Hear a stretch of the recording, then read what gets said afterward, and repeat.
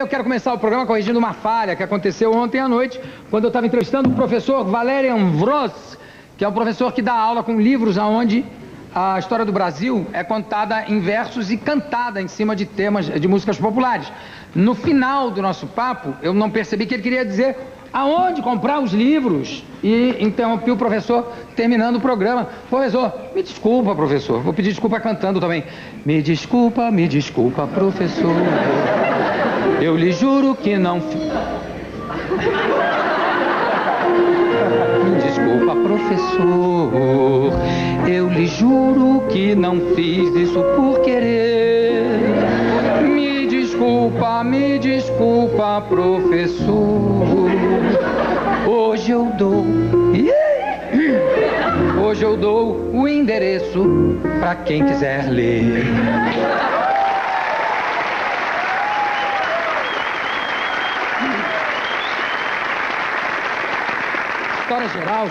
História do Brasil, professor Valerian Vroz, tá? Os livros se encontram na Imagem Gráfica Editora, tá? Em Cambé, no Paraná. Telefone 043 254 4196. 254 4196. Fica na Rua Dinamarca 877. Tá aí, professor? Pronto. E, gente, vai ter a grande final do 8º Prêmio Eldorado de Música, dia 13, às 8 horas da noite, lá no meu querido Teatro Cultura. Maravilha, olha, os finalistas... Eu vou trazer o finalista aqui, hein? Produção, atenção, trazer o finalista aqui. Que só tem craque. Eu tenho um quarteto de clarinetas chamado Sujeito a Guincho. Você conhece? Conhece, Derico? São craques, né? São muito bons. Depois tem o Cristiano Rose no cravo. Não conheço. Diz que estraçalha. E o Fábio Cury, fagote. Vá? Não? E Edson Beltrame na flauta, que você conhece? É de Tatuí. Edson... É de Tatuí? É. E vocês são de Friburgo, né? E tem o duo Robato, flauta e clarineta. Vocês conhecem? Conhece? Você conhece, meu?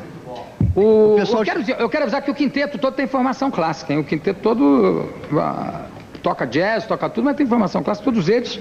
E o Derico, inclusive, já participou do Prêmio Eldorado quando era menino, né? Já fui em 82, fui semifinalista. Semifinalista. Maravilha! Tem alguns fax aqui, tem um do Adriel Derson Preto. Boa noite, Jô. Se é que você está lendo esse fax. Estou. Tem uma sugestão para a estética do quinteto, se você me permite uma opinião. Que tal colocar o Osmar tocando piano em cima do Rubinho? Esquisito? Esquisito é o jeito que o Osmar balança a cabeça, igual um pombo, enquanto toca. E o Rubinho parece uma estátua. Um abraço. Isso é lógico, o pombo fica em cima da estátua, né?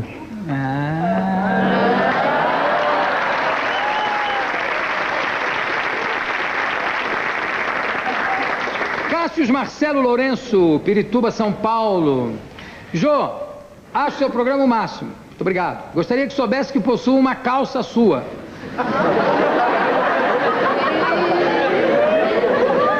Uma calça minha?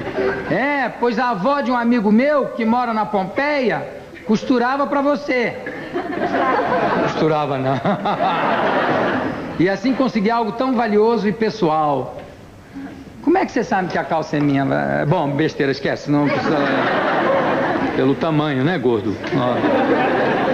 Jô, gostaria de colocar o seu nome na minha aranha caranguejeira. É a minha aranha de estimação, tem 15 centímetros de diâmetro.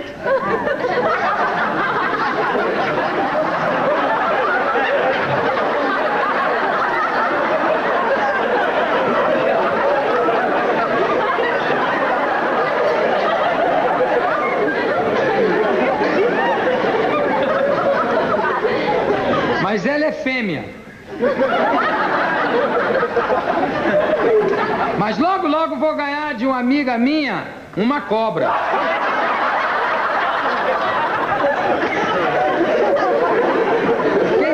coloco o seu nome na cobra E ponham ela para brigar com a aranha. Não.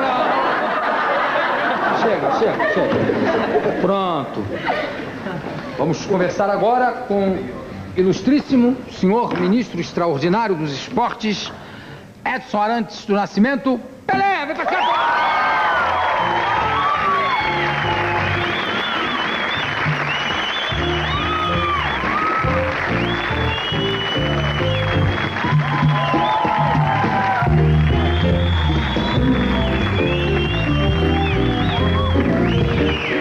E aí, Pelé, tudo bom? Tudo bom, Jô, graças a Deus. Você fala que está ali o Rui Castro, já de caneta na mão, pronto para anotar qualquer coisa para escrever a sua biografia, depois da biografia do Garrincha. Não é, Rui Castro? Já pode ter a estrela solitária, olha só. Mas a minha eu vou deixar, viu, Jô? Do Garrincha proibiram, mas a minha eu vou deixar.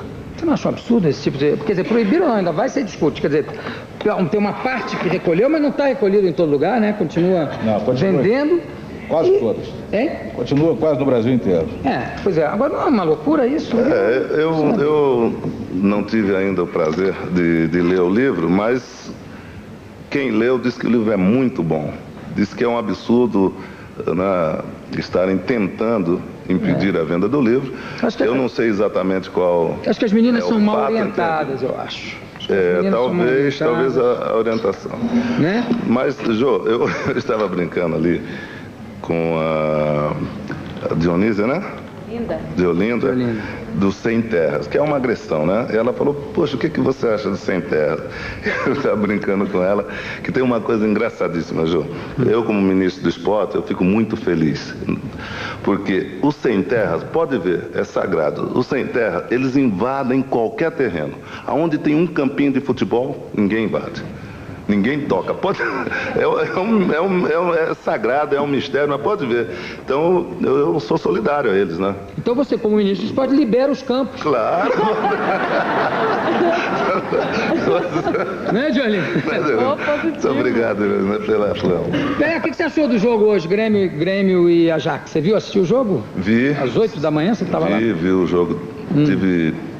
Sofri muito, como brasileiro, né? Torcendo pro Grêmio. Mas... Foi uma derrota heróica, né? Porque segurar 0-0 até... Eu, como brasileiro, me orgulhei muito, porque sempre dizem que o brasileiro não tem muita garra, né? O brasileiro não luta muito. E não é verdade. Você viu que o Grêmio com 10, um time que jogou na armação, claro, defensiva, porque o Ajax é um time bom, um time que corre muito, um time que está com uma moral danada, está sem perder um montão de tempo. Eu conheço o treinador do Ajax, eu estive numa convenção com ele há pouco tempo, e ele falou que o time dele é um time que joga aberto e corre mesmo, me mata, e é difícil marcar um time assim. Muito difícil. E o Grêmio foi até o final com 10 homens. Agora, infelizmente, nós temos essa sina, né, de perder nos pênaltis. Tirando a Copa do Mundo. Perder no pênalti. Você vê, o Santos na decisão aí da Copa também perdeu a 3 semanas atrás. Por sinal, o Edinho pegou 2 pênaltis, né? O goleiro do Santos, que é bom. Ô Pelé. Mas nós estamos... No tempo que você jogava, diziam que você, além de ser o melhor atacante, o melhor jogador de todos os tempos, você no gol também fechava o gol, né? Você era um ótimo goleiro. Eu sempre gostei de jogar no gol. Aliás, quando o Edinho começou a dizer que ia jogar no gol, eu fiz tudo, Jô, fiz tudo para mudar, entende, a cabeça dele. Inclusive, até fiz uma chantagem para ele. Falei, aqui, Edinho, o seu pai conhece um monte de técnico na Europa. Joga no meio do campo, ou de atacante, que eu arrumo um emprego fácil para você na Europa. Não tem problema. Beleza. Ele não quis. Ele não quis, ele quis ser goleiro. Mas por que isso? É masoquista? Ele gosta de sofrer? O que é isso? Não sei, é difícil. Né? Ser goleiro é difícil. Agora, o Edinho, você viu, ele já se filmou como goleiro, já foi considerado um dos grandes goleiros do Brasil, está bem. Ótimo. Agora, tem uma coisa que às vezes os meus amigos vêm me gozar, porque diz que eu sou um pai muito coruja, que eu falo muito bem do Edinho. Mas eu acho que o torcedor deveria saber disso. Os goleiros brasileiros, eles jogam o ano todo treinam o ano todo e normalmente vêm de categorias inferiores, infantil, juvenil, amador, misto, titular. Então, normalmente, o goleiro brasileiro tem um tempo de futebol que o Edinho não teve. O Edinho, ele estudou nos Estados Unidos. Então, ele jogava 5 meses, porque nos Estados Unidos só joga no verão, temporada de verão. E os outros 5 meses, ele estava no colégio, ele jogava os jogos indoors, né? Basquete, que ele gostava de jogar basquete, era um bom jogador. Também jogou um pouco de beisebol. Então, o tempo de jogo do Edinho é bem menor do que todos os goleiros que estão aqui. E o Edinho, com 2 anos de carreira, ele é titulado um dos melhores times do Brasil. Então é porque ele tem valor, não é porque é filho do Pelé, como muita gente falava. Ele já provou isso. Claro. E é isso que eu gostaria, né, para alguns amigos, que entendessem que o Edinho só está lá porque ele é bom, porque pelo tempo não teria condição. Evidente. Porque goleiro que toma frango não adianta, o pai não ajuda. Não ajuda, ninguém ajuda. Não tem jeito de ajudar goleiro que toma frango. Ô Pelé, vou fazer uma pergunta antes da gente começar a bater o papo aqui mais sobre essa tua área de ministro.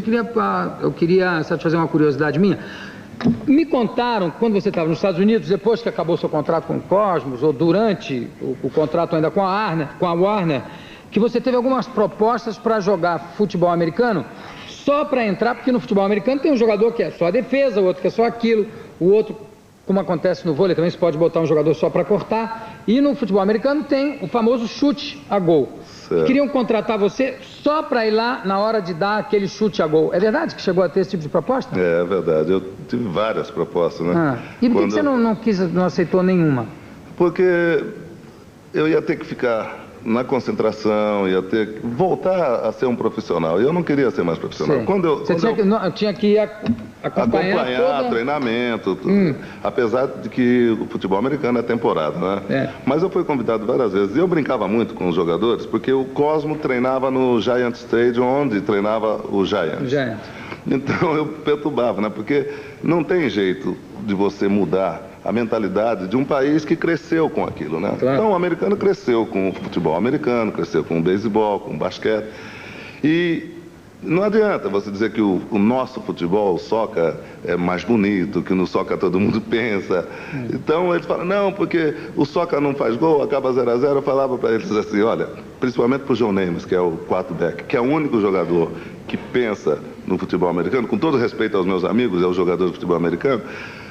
O único jogador que pensa é o quarterback, é o que pega a bola e joga. E o receiver, que é o que sai para receber. Então ele pega a bola, ele tem que pensar, ele tem que lançar. O nosso futebol, todo mundo tem que pensar. A não ser alguns técnicos. Então, o jogador, qualquer um que pega a bola, ele tem que ver o adversário, tem que driblar, tem que fazer um bom passe. Então tem que pensar. Então eu dizia para ele, olha, o nosso futebol é mais inteligente. Desculpa, porque vocês têm um que pensa e o resto que dá trombada, entende? E eu tirava um sarro nele. Aí eles falaram, não, então você vai ter uma chance de chutar. E eu ficava treinando lá com eles. Com aquela bola oval. Com a bola oval e dava certo, porque a gente tem um pouco de experiência, sabe chutar. Aí o Dallas Tornado veio e me fez uma proposta para fazer 1 ano com ele de experiência. Depois eu tive o Los Angeles. Também? Todos eles vieram me fazer proposta. E no final começou, sabe, a coisa começou a passar a ser mais séria, porque eles começaram a fazer proposta em dinheiro mais do que eu ganhava 3 anos de carreira no futebol, entende? E você não aceitou? Não aceitei, porque justamente por isso eu não queria ser mais profissional. Não dá para você indicar ninguém? Eu estou chutando um bolão. Pelé, vamos falar agora um pouco de política. Você fez uma declaração aí, que eu até comentei semana passada, você fez algumas declarações que foram consideradas infelizes. Uma delas dizendo que o negro devia votar em negro. Eu até comentei aqui se há um projeto, aliás, já aprovado, uma lei já aprovada no Congresso, dizendo que 20% dos deputados, 20% dos participantes do Congresso devem ser mulheres. Quer dizer, tem que votar em mulher, 20%. Por que é que o pessoal se espantou tanto quando um negro diz, eu acho que o negro deve votar em negro, porque o negro está mais ligado nos interesses dos negros. Não achei nada de absurdo no que você disse, muito pelo contrário. Segunda coisa, você disse que uma grande parte, que havia uma parte dos políticos que eram muito ligados a uma imagem de corrupção. Tendo em vista o que aconteceu com CPI do orçamento, me parece que não há nenhum absurdo também. E com uma porção de gente que continua aí solta, sem citar nomes, me parece que também não há nenhum absurdo nisso. Por que você acha que essa declaração teve essa resposta? Pelo fato de você ser um ministro de Estado? Acharam que o ministro de Estado não deveria colocar esse tipo de questão? O que eu acho, Jô, tudo que você tenta fazer para orientar o povo melhor, para se posicionar melhor, para o povo reivindicar melhor as suas coisas, tudo que você tenta fazer e passar para o povo, tem políticos que não gostam. Porque eles querem sempre que o povo fique alheio a tudo que se faz. E todos me conhecem, eu nunca tive preocupação e nem tive medo nenhum de falar o que eu sinto, o que o meu coração acha que tem que dizer, o que eu acho que é verdade. Já foi assim quando eu fiz o 1000º gol, que sempre a gente volta à mesma história. O 1000º gol disseram que era demagogia, que eu queria aparecer em cima das crianças. E hoje nós estamos vendo aí o que está acontecendo, né, no Brasil. Inclusive, foi 19 de novembro de 1969. Minha mãe faz aniversário no dia 20. Eu poderia oferecer a minha mãe, seria muito mais bonito oferecer a minha mãe, né, o gol. Mas foi uma coisa que veio naturalmente. E um fato bem rapidinho que eu vou contar, engraçado, por que me levou aquilo. O Santos estava numa boa fase, né, ganhando de todo mundo, e vinham o pessoal de São Paulo, os torcedores do Santos, eles iam assistir os jogos do Santos, ficava lotado o campo do Santos, a Vila Belmiro ficava lotado, e muitos carros de São Paulo. Um dia eu saí mais cedo do treino e vi uns garotos que brincavam ali com a gente, era o Carequinha, o Neguinho, era o Pedro do Marapé, que a gente chamava, todos os garotinhos, e eles estavam roubando o carro, o rádio de um carro, aquela época. E eu saí por trás, pelo vestiário, eu cheguei e falei, pô, como vocês fazem isso, pô? Por que vocês estão fazendo o Carequinha? Porque ele falou, não, Pelé, nós só roubamos do pessoal de São Paulo, do pessoal do Santos a gente não rouba. Eu falei, não, rapaz, não pode roubar de ninguém. Que isso, rapaz? Sabe, aquela época que era uma coisa, entende, quase absurda, né? Hoje, infelizmente, pode perguntar aí, eu acho que todos já teve um parente ou próprio que foi roubado. E essa a agressividade toda no Brasil. Hoje, quando eles levam o carro e deixam o rádio. Bom, então com isso foi o voto, quando eu falei que o brasileiro, se quisesse reivindicar melhor os seus direitos, porque nós estávamos lutando pela democracia total. Lembra que nós éramos o exército que tomava conta, nós estávamos sob governo militar. Eu falei, bom, vamos votar? Vamos tentar votar direito, não votar em Cacareco, não votar na época em Pelé, em Garrincha, que não eram candidatos. Aí também disseram que eu falei que o brasileiro era burro, não sabia votar. Enfim, deu-se essa visita da comissão do Zumbi, dos 300 anos do Zumbi, um grande herói brasileiro que estava esquecido, e esse movimento todo, né, desses 300 anos, a comissão chegou lá e me pediu algum conselho, trocamos ideias e batemos um papo. E eles perguntaram o que se deveria fazer, que nós deveríamos fazer para melhorar, entende? A posição social do negro. Aí eu falei, olha, o que eu acho é o seguinte, eu acho que o Brasil tem pouca representatividade negra no Congresso. Por felicidade, por respeito, ou por tudo que eu fiz, eu sou um dos negros que tem um cargo alto no governo. Então, eu acho que eu sou um grande exemplo. Então, acho que o negro tem que se unir e tem que votar em negro para nós termos mais representatividade no governo. Se fosse uma comissão de japoneses que tivesse vindo falar comigo, eu ia dizer a mesma coisa, olha, vocês se unem e botam mais japoneses para defender os seus direitos. O que tem errado nisso? E acharam que eu falei que negro deveria votar em negro. Não, eu acho que o Brasil, não é, pelo número de negros que nós temos no Brasil, o Brasil tem pouco representante no Congresso. Muito pouco pelo número de negros que nós temos no Brasil. Tanto que ainda se diz, fulano de tal, um deputado negro, ou fulano, um governador negro. O Pelé é o único ministro negro. Bom, então eu falo isso, Jô, porque eu não tenho medo, eu não sou político. O presidente Fernando Henrique me convidou para trabalhar porque ele achou que dava para confiar em mim. E eu não vou deixar de lutar pelo povo. O que eu puder fazer pelo povo, pela minoria, contra o racismo, contra a violência, eu vou fazer, porque eu sou assim. Por exemplo, algum tempo atrás, os negros mesmo diziam que eu não pegava a bandeira do negro e defendia o negro. Eu não preciso disso. Eu acho que os meus exemplos, nesses 35 anos de carreira, os meus exemplos já são suficientes para que se siga, não é? O que o Pelé vem fazendo. Porque onde entra o Pelé, entra o Brasil e entra o negro. Isso não tem dúvida. E eu procuro corresponder, procuro não decepcionar, procuro não denegrir nem o meu país, nem a raça negra. Por exemplo, uma coisa que eu não falei nunca, e por coincidência aconteceu tudo isso, eu vou falar e os mais jovens aí vão saber. Quando eu cheguei na Suécia, em 58, que o Brasil foi campeão, Jô, que você se lembra muito bem, você me deu os parabéns. Já, você tinha 16 para 17 anos. As suequinhas, elas vinham e começavam a pegar, sabe, eu achava uma maravilha, porque toda loirinha de olhos azuis, queriam saber, porque naquela época não tinha o turismo que tem hoje, não ia muito negro para lá. E nessa época não se via um negro no futebol europeu. A Suécia não punha negro, a Inglaterra não punha negro. Você vê, a Europa não tinha negro. Depois da era Pelé, você vê hoje nas televisões quantos negros tem na Suécia, quantos negros tem na Inglaterra, quantos negros tem na Alemanha, coisa que não existia. Então eu me orgulho disso. Então eu acho que esse é o exemplo, esse é o caminho, eu estou abrindo as portas para o negro. Mas eu quero saber... Agora tem políticos que não querem que as coisas melhorem, né, para o povo brasileiro. Mas eu queria saber o negócio das lourinhas lá na Suécia. Você começou a falar e eu falei tem que uma ela moça lá na plateia que também está interessada em saber como é que é. A dona Síria não era nem nascida nessa. Pois é. Como é que foi o negócio das meninas, das lourinhas lá? Se deu bem lá? Foi legal? Não, nessa época eu era... E não, o quê, menino? Deixa esse mentiroso! Ora! Eu era muito garoto, Ju. Era muito garoto. Que você e os ósmos traçalharam. É verdade. Não minta aqui. É verdade o que eu vou falar. É verdade o que eu vou falar.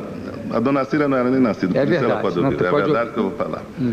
Como eu tinha saído de Bauru, por coincidência, saí de Bauru, fui para o Santos, e em um ano eu já estava na seleção brasileira. Por uma coincidência.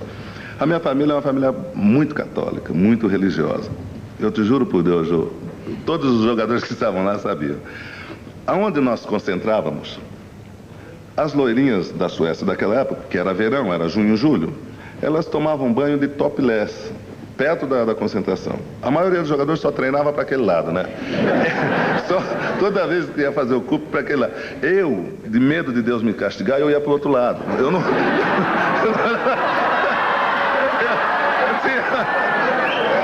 É verdade, é uma coisa séria. Isso no começo, é verdade. No começo, primeiros 15 minutos e depois.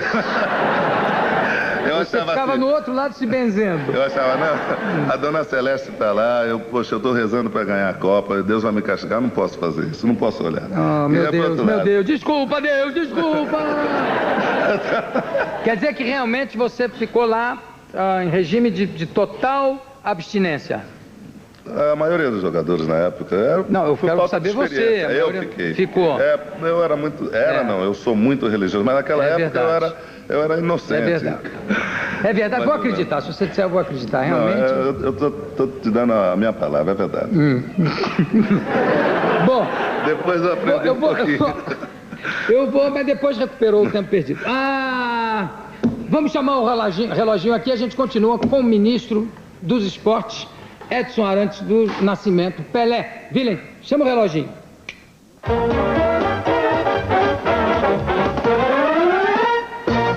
Nascimento, ministro dos esportes. Ô Pelé, eu tenho um vídeo aí mostrando alguma coisa do teu trabalho já no Ministério. Eu vou pedir para soltar, você comentar em cima, pode ser? Posso. Então vamos lá. Prazer. Vilen, solta lá pra gente ver, vai. É apenas um exemplo do que nós estamos fazendo.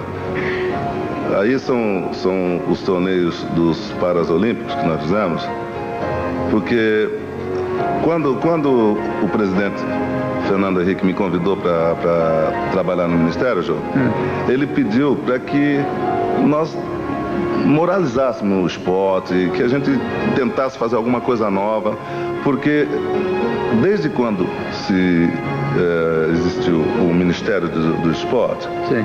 Perdão, a Secretaria do Esporte, que agora é o Ministério, sempre se preocupou muito com o futebol, com o voleibol, com o basquete, que são os desportos de rendimento.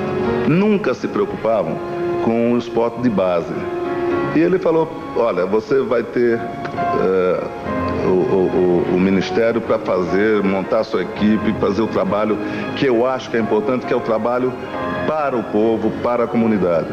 Então nós começamos a dar mais atenção a esse tipo. Aí é a Olimpíada do Índio, que é uma competição... Foi já você que organizou o negócio das Olimpíadas? Já, nesses 10 meses de Ministério, eu me orgulho muito de falar isso, nós fizemos mais que os 15 anos de Secretaria do Esporte. Porque esses torneios que nós estamos fazendo, nós estamos resgatando o torneio colegial, que esqueceram, né, do esporte no colégio no Brasil. Esqueceram do Paralímpicos, como eu estava dizendo. Então, o que nós estamos querendo é trazer novamente o esporte, massificar o esporte. E nós demos, para esses projetos das Vilas Olímpicas, nós estamos dando o esporte solidário. O que vem a ser o esporte solidário? É uma coisa que está dando um pouco de problema também. Os deputados, eu entendo, eles tinham os compromissos deles com os prefeitos, né? Com a comunidade onde eles tinham os votos deles. Então os deputados iam no Ministério, na antiga secretaria, com um projeto, pediam o dinheiro a verba para fazer o projeto, às vezes não conseguiam terminar, ginásios, né? E o projeto ficava inacabado, o dinheiro desaparecia. Então, nós resolvemos não dar mais dinheiro. Vamos construir as Vilas Olímpicas. E o esporte solidário é com o governo, com a comunidade, né? Com a prefeitura. Nós fazemos a Vila Olímpica, nós arrumamos os monitores, né, do local e não damos dinheiro mais. E isso está criando um certo problema, porque já tinham um costume no Ministério, um hábito, né? E eu falei, não, daqui para frente nós vamos pensar no esporte de base. Se é para massificar o esporte, como o presidente pediu, se é para dar esporte para a comunidade, para as áreas mais carentes, então vai ser do jeito que nós pensamos, né? A nossa equipe de trabalho entendeu que devia ser assim. E nós fizemos já no Rio, na área mais pobre do Rio de Janeiro, que é ali perto de Belford Roxo, Nilópolis, toda essa área aí, na Baixada Fluminense, onde nós detectamos que era o que mais necessitava, né, de esporte, para tirar as crianças da rua, tirar as crianças da criminalidade. Nós já fizemos 5 Vilas Olímpicas. Agora estamos vindo para São Paulo, para o lado aqui de Carapicuíba, né, esse lado aí de Osasco. Sim. Depois nós vamos para o norte. Então nós mudamos o conceito. Nós não estamos nos preocupando muito com o esporte de rendimento, porque o esporte de rendimento, o futebol, na minha maneira de entender, mal administrado, com muitos problemas de corrupção, de tudo, mas ainda está andando, ainda está indo, né? Pois é, mas esse problema, você falou agora, de corrupção e de má administração, não é uma coisa terrível que ainda aconteça no esporte do país campeão do mundo, né? Tetracampeão? Ainda aconteça isso, coisas sérias como violência nos estádios e má organização dos campeonatos que começa às 11 horas da manhã, parece que é para não ir ninguém mesmo. Vamos fazer às 11 o jogo, que assim ninguém vai. Não, por quê? É uma desorganização muito grande. Quando o presidente me convidou, foi uma coincidência muito grande. Por isso que eu sempre digo, a minha vida, Deus é que dirige, Deus é quem indica. Quando o presidente Fernando Henrique, o Serra, o Arthur da Távola, que eram deputados, quando eles foram exilados, o Santos estava fazendo um torneio no Chile.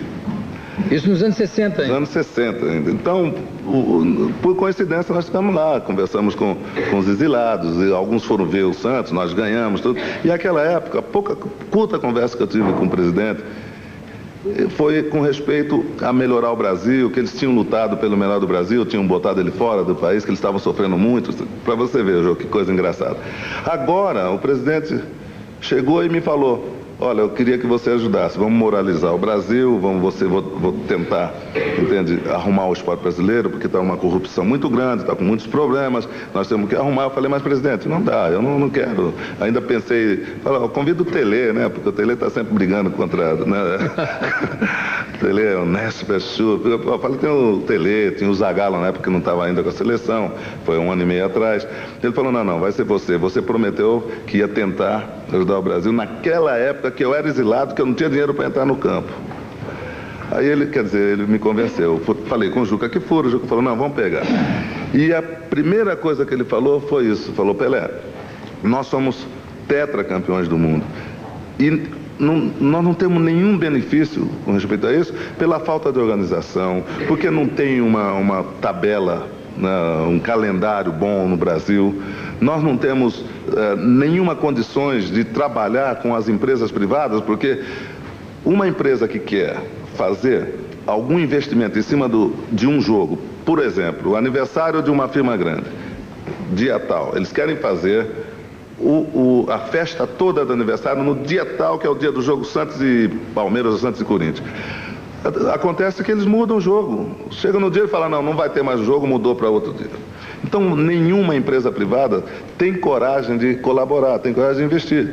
Não. Agora que começou, você vê, os patrocínios, mas fazer um projeto em cima... Ainda não tem. Como é a Fórmula 1. A Fórmula 1, você pega o livro da Fórmula 1, é impressionante. Os 4 seguintes anos, ele tem o horário da corrida, o local da corrida. A Fórmula Indy é a mesma coisa. Exato, então é isso que nós precisamos no Brasil.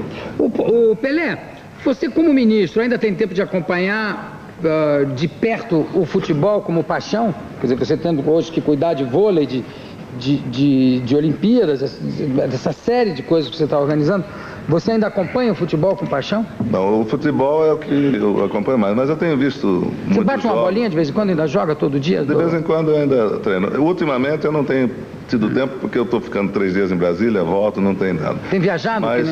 fora, para a Europa? Pra cá? Vou. Nós estivemos na Inglaterra, tentando convênio, porque o nosso ministério, Ju, como é um ministério novo, é o orçamento o menor orçamento do governo é o nosso. O nosso, você diz o seu, Ministério do Esporte. Pelé e Edson, né? Que você fala nosso, é porque são os dois falando ao mesmo tempo. Tá bom. Então nós temos, só para você ter uma ideia, nós temos 0,3% do orçamento do Ministério é o nosso. Isso representa, com 4,5% da loteria e da loto, representa 70 milhões. Para você ver. Só para você ter uma ideia, eu acho que o Ministério da Educação, o Ministério da Saúde, está por volta de 7 a 10 bilhões. Então nós temos 70 milhões. Então o nosso orçamento é o menorzinho. Então eu tenho que passar o chapéu na mão. Eu viajei, fui para a França, fui para a Espanha, fui para a Inglaterra, fui pedindo ajuda. O chapéu voltou cheio, o chapéu. Graças a Deus. Me dá aquela pasta. O Pelé falou das criancinhas, situação das crianças no país. Eu estou me lembrando que tem um apelo aqui que eu vou aproveitar e vou ler aqui na frente do Pelé, que é o seguinte: uma menina de 2 anos e 9 meses, ele trabalha à noite, o pai ou mãe aqui, eu não sei, Gabi Bonfim Moraes, trabalha à noite, quando ela chega, liga a televisão, a menina fica acordada, quando me vê, manda um beijo, retribui os beijos que eu mando, te adora, não sei o que, bababá, e ela tem um problema que é o seguinte, olha só que loucura, Pelé. Precisa de 2 aparelhos para ouvir bem. É totalmente surda do ouvido esquerdo, só ouve 15% do direito, com 2 anos. Não temos condições de comprar os aparelhos para a Jéssica. Então ela está pedindo o número de conta bancária, ou quem puder fornecer esses aparelhos, o número da conta bancária é Rinaldo Quaresma de Moraes, tá? Benji, Banco do Estado de Minas Gerais, em Belo Horizonte, né? Agência 370.7, conta 014 9658, 014 9658. Sabe quanto custa? R$ 2.800. É impressionante. O que eu tenho falado isso aqui, Pelé, é impressionante a carência, né, das pessoas no Brasil, que chegam, a gente recebe aqui quilos de fax assim, pedindo assim, aparelho de surdez para criança de 2 anos, prótese de braço, dentadura, sabe, as pessoas, há uma carência. Eu não sei, você acabou de falar na verba da saúde, que é de quanto? Por volta acho que 10 milhões. 10 bilhões? 10 milhões. 7 a 10 bilhões. Tem a Previdência e tudo, agora 2.800 aqui para aparelho de surdez, tem que recorrer a vocês, a nós, brasileiros. Uma coisa impressionante. É isso, Jô, que eu sempre falo e que eu sempre debato, estou lutando com respeito ao futuro do nosso país. O presidente Fernando Henrique, quando ele reúne o ministério, ele fala, olha, os ministros todos que estão aqui, eu escolhi, eu mandei fazer o levantamento da vida, então eu confio em vocês. Nós temos que trabalhar para melhorar a situação do povo brasileiro. E tem tentado. Por isso, é uma mensagem que eu queria dizer ao nosso povo, que acredite, porque o Brasil está no momento de luz, nós estamos numa mudança. Não é fácil. Não é fácil depois, né, do que nós passamos, até onde chegamos, para fazer uma mudança. Não é um governo que vai mudar, não é nesse governo que vai se mudar, mas esse governo está plantando uma semente e essa semente tem que ser cuidada. E isso eu, como representante do povo, porque eu não tenho ligação a nenhum partido, eu não preciso de política, eu não preciso de nada. Eu estou falando o que eu sinto nas reuniões do Ministério. A mudança assim, tem que começar, pelo menos, um começo de mudança, casa, a gente tem que começar a sentir, né? Exato. Tem alguma dificuldade para aprovar os projetos na Câmara. A Câmara, na minha maneira de entender, hoje, realmente é melhor do que o ano passado, as coisas estão melhorando, mas quando tem a reunião dos ministros com o presidente, isso eu posso dar minha palavra ao povo brasileiro, que há um esforço muito grande para melhorar. Você vê que os ministros estão até tendo infarto aí, já teve 2 que já teve que operar o coração. Mas Sérgio já está bom. Graças a Deus, o Sérgio está bom, o Paulo Renato o Paulo Renato também está ótimo. Então eu queria pedir ao povo que acreditasse, porque o Brasil está realmente mudando. Não é fácil, nós vamos sofrer um pouco, porque ficou muito mal, foi muito roubo em cima de roubo, em cima da gente, em cima do dinheiro público, e é difícil para repor, mas nós estamos no caminho certo. Pelé, para terminar, eu queria que você desse um palpite aí. Eu sei que o Santos amanhã tem uma partida decisiva. Foi uma coincidência, porque era uma surpresa para você. Eu vou aproveitar a oportunidade, João. Como o Santos, hoje, com essa diretoria, doutor Samir de presidente, o José de diretor, o Clodoaldo de vice-presidente, o Santos hoje é o time mais organizado, o time que não deve para ninguém. Há 1 ano e meio atrás, João, o Santos não tinha equipe para pôr em campo. Vocês viram aí. O Santos tinha o ônibus penhorado, aonde as crianças dormiam, o time infantil, juvenil, Jô, era o mesmo local que eu dormi quando cheguei em 56. Não tinham reformado ainda. Hoje você vai ver o Santos, é completamente diferente. Essa diretoria está fazendo um trabalho sério, um trabalho que nós chamamos de pé no chão. Então, como você falou, nessa grande equipe, nesse grande time, Copa do Mundo, eu trouxe essa é especial, a camisa de ouro para você. Olha que maravilha! Número 10, que é para você não esquecer. É, claro. Eu não sei se vocês sabiam que a gente jogava na mesma posição. Tá aqui, ó. Essa é uma lembrança do novo Santos para você. E, Jô, eu queria que você me fizesse um favor. Autografasse esse livro aqui do Jô Soares, que é um amigo meu. Um amigo seu? É. Tá. Eu assino por ele. Para você? É, para mim, porque falei, bom, já que o Jô não vai me dar um mesmo, eu compro um e ele é todo. Não, porque, ó. É assim, é impressionante. É assim. Não come ovo para não jogar a casca fora.